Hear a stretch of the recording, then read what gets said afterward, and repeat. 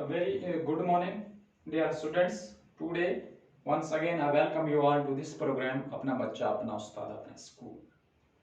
बच्चों, 8th class science से जो हमने कल डिस्कस किया था, reproductive phase of life in humans, then menstruation and steps of menstruation, that is menopause. We have continued this chapter once again today, and today we will discuss how to determine the sex of a baby. How we can determine the sex of an unborn baby. जो बच्चा अपने mother के वोम में है, शिकम में है, उसका sex determination कैसे हो सकता है? How we can determine the sex of a baby. हालांकि ये इस तरीके से बातों से तो पॉसिबल नहीं है विदाउट एनी मेडिकल एक्सपेरिमेंटेशन और ऑब्जर्वेशन. तो this practice has already been banned by the government because of some misuse and some drawbacks which led to decrease the sex ratio of girls in our society. So, dear students, today we will discuss how to determine the sex of a baby. Inside the fertilized egg or zygote, there is an instruction present in thread-like structure called chromosomes. Chromosomes are present inside the nucleus of every cell. There are 23 pairs of chromosomes in human beings, and out of these, 2 are sex chromosomes named as X and Y chromosomes. A female has 2 X chromosomes, while a male has 1 X and 1 Y chromosome. The gametes, that is egg and sperm, have only one set of chromosomes. The unfertilized egg has always one chromosome, that is X chromosome, and sperm always has 2 kinds of chromosomes, one X and other Y chromosome. When sperm containing X chromosome fertilizes the egg, the zygote would have 2 X chromosomes and develops into a female child. If sperm contributes a Y chromosome to the egg, that is ovum, and at fertilization, then the zygote would have X and Y chromosome. The zygote would develop into a male child. So we can say that determine the sex of an unborn baby. So we can say that sex chromosome of father determine the sex of an unborn baby. ये मैंने note पढ़ लिया, जो note आप maintain करके अपनी notebook में लिख सकते हैं और उसको रिमाइंड कर सकते हैं अपनी मेमोरी में, और इसको बाद में आप बिल्कुल अपनी सिंपल लैंग्वेज में एक्सप्लेन कर सकते हैं. अब मैं आपको लेक्चर्स में समझाऊंगा. ये सारे इस नोड का जो मतलब है बच्चों, ये है कि इंसान की बॉडी के अंदर 23 पेयर्स ऑफ क्रोमोसोम्स होते हैं. 23 पेयर्स, और 23 पेयर्स जो होते हैं ये inside the nucleus of the cell of human body. जो इंसान की बॉडी है इसके अंदर जो सेल्स हैं, क्योंकि बॉडी तो सेल्स की बनी हुई है, इसके सेल्स के न्यूक्लियस में, in the nucleus of the cell, in the nucleus of every cell, हर सेल के न्यूक्लियस में 23 पेयर्स ऑफ क्रोमोसोम्स हैं, और हर क्रोमोसोम का अपना फंक्शन है. खासतौर पे जैसे हम कहेंगे कोई जेनेटिक इंफॉर्मेशन जो है उसको जनरेशन टू जनरेशन उसको आगे ले जाना, उन फीचर्स को आगे डेवलप करना, अगली जनरेशन तक कंटिन्यू करना, ये क्रोमोसोम्स का काम है. अब देखें बच्चों, यहाँ पे हम खाली बात कर रहे हैं how to determine the sex of the baby. तो सेक्स ऑफ द बेबी का आप कहेंगे कि क्रोमोसोम्स के साथ क्या कनेक्शन है, क्योंकि out of these 23 pairs of chromosomes that are present inside the cell nucleus of the human body, उसमें से 2 क्रोमोसोम्स जो है उनको हम कहते हैं सेक्स क्रोमोसोम्स, और उनके नाम रखेंगे एक्स एंड वाई क्रोमोसोम्स. अब जो मेल और फीमेल, एक्स मीन्स जो क्रोमोसोम है ये फीमेल, और वाई क्रोमोसोम जो है मेल. आप देखें जो फर्टिलाइजेशन होती है, whenever fertilisation occurs and this egg and sperm fuses, if this zygote, that is a fertilized egg, it contains X chromosomes. That means if sperm has two chromosomes, two kinds of chromosomes, one X chromosome and other kind is Y chromosome. When we are talking of female chromosome, female, that means this ovum, ova, it contains only one chromosome, that is X chromosome. जब के fertilisation होती है, fertilisation के time पे अगर जो sperm है उसने एक्स क्रोमोसोम कंट्रीब्यूट किया है किसकी तरफ, इस एक्स की तरफ ड्यूरिंग फर्टिलाइजेशन, तो यहां पे हो जाएगा एक्स क्रोमोसोम इस फर्टिलाइज्ड एग में, तो ये डेवलप हो सकता है किसमें, एक फीमेल चाइल्ड में, और जो फीमेल ये गर्ल पैदा हो सकती है।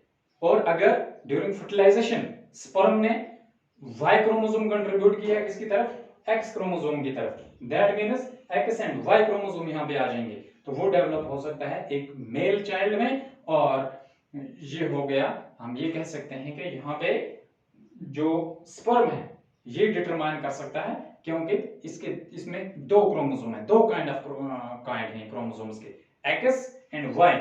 If this sperm contributes at the time of fertilization X chromosome towards the ovum, the zygote or fertilized egg, we can say it contains X and Y chromosome, that means it can develop into a male child. If during fertilization sperm contributes X chromosome towards this X chromosome present in the ovum, so it has two X chromosomes, it can develop into a female child. अगर mail और female के reproduction के दौरान अगर जो mail gamete है, sperm जिसको हम कहते हैं, उसमें दो टाइप के क्रोमोसोम्स होते हैं, एक्स और वाई, और जो फीमेल गेमेट है जिसको हम ओव्यूम कहते हैं, इसमें खाली एक्स क्रोमोसोम्स होते हैं। और जब ये इनकी रिप्रोडक्शन के दौरान अगर स्पर्म जो होता है, जो मेल गेमेट होता है, उसने अगर कंट्रीब्यूट किया है फीमेल गेमेट की तरफ, ओव्यूम की तरफ, खाली एक्स क्रोमोसोम, तो उसका मतलब है एक्स ऑलरेडी इसमें ओव्यूम में प्रेजेंट होता है, एक दूसरा एक्स मेल गेमेट जो स्पर्म है वो कंट्रीब्यूट करेगा, यहां पे हो जाएगा एक्स क्रोमोसोम, तो ये डेवलप हो सकता है एक फीमेल चाइल्ड में।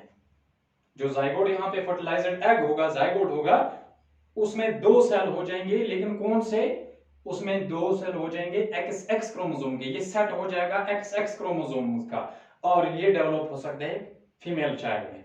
अब अगर इसी रिप्रोडक्शन के दौरान फर्टिलाइजेशन जब आकर होती है, उस फर्टिलाइजेशन के दौरान अगर स्पर्म ने जो मेल गेमेट है उसमें चूंकि एक्स और वाई क्रोमोसोम है, अगर उसने उन दो में से वाई क्रोमोसोम कंट्रीब्यूट किया किसकी तरफ, एक्स क्रोमोसोम की तरफ, फीमेल की तरफ, ओव्यूम में, तो इस दौरान जो जाइगोट, जो फर्टिलाइज्ड एग यहाँ पे होगा, उसमें जो क्रोमोसोम्स होंगे वो होंगे एक्स एंड वाई, तो ये बच्चों डेवलप हो सकता है एक्स एंड वाई का मतलब हो गया ये एक मेल चाइल्ड में डेवलप हो सकता है, और एक मेल चाइल्ड की, एक लड़के की बर्थ हो सकती है।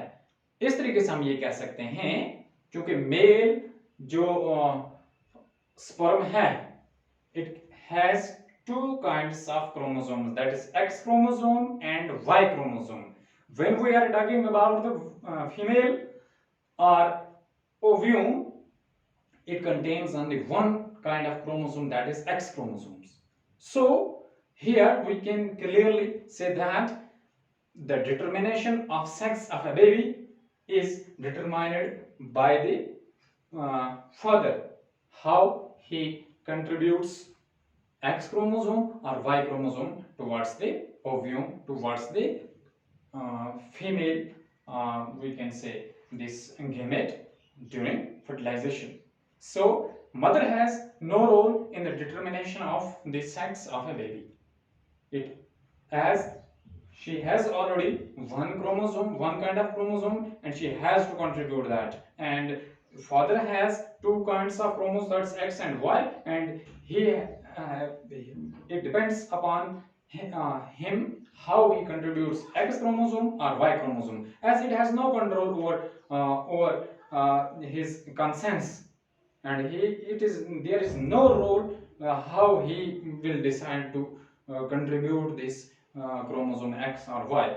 It is a natural process, but that this observation, this medical and scientific research has cleared this misconception that only mothers are responsible for the sex determination of an unborn baby.